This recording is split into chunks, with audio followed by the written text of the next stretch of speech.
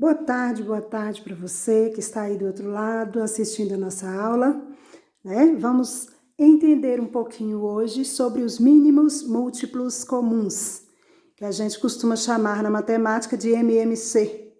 O mínimo múltiplo comum, o próprio nome já nos remete à ideia de mínimo, que é menor. Mínimo é o mesmo que menor. Múltiplo, a gente viu o mínimo semana passada no salário mínimo, lembra?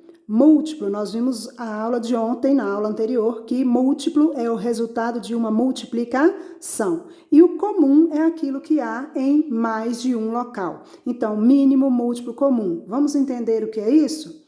Bom, ontem a gente estudou os múltiplos. E os múltiplos, como resultados de uma multiplicação, podem ser encontrados nesse processo. Vamos rever aqui? Vou fazer aqui os múltiplos do 2. E depois eu vou fazer os múltiplos do 4. Esse processo nós vimos ontem, lembra? Então, múltiplos do 2. 2 vezes 0, 0, 2 vezes 1, 2. E aí eu só vou falar os múltiplos agora. Então, 0, 2, 4, 6, 8, 10, 12, 14, 16, 18, 20...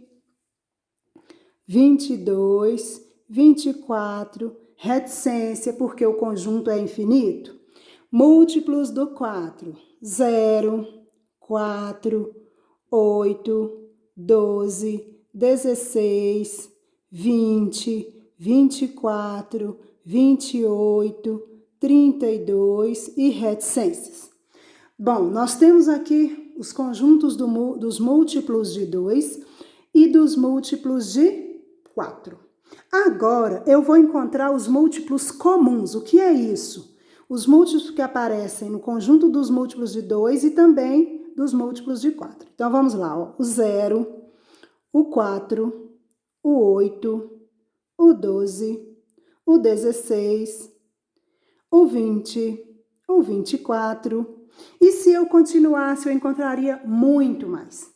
Isso aqui eu chamo de múltiplos comuns, ou seja, são múltiplos que estão nesse conjunto e também estão nesse. E aí, eu quero agora encontrar o menor deles, só que quando eu vou considerar o mínimo múltiplo comum, eu não considero o zero, porque se fosse assim, não haveria mínimo múltiplo comum sem ser o zero, porque o zero é múltiplo de todos os números naturais. Então, eu vou descartar o zero e vou encontrar o menor deles entre esses aqui. E aí eu já venho de cara e encontro o 4. O 4 é o menor múltiplo comum entre 2 e 4. Então, eu costumo dizer assim, ó, o mínimo múltiplo comum entre 2 e 4 é o que mesmo, gente? É 4.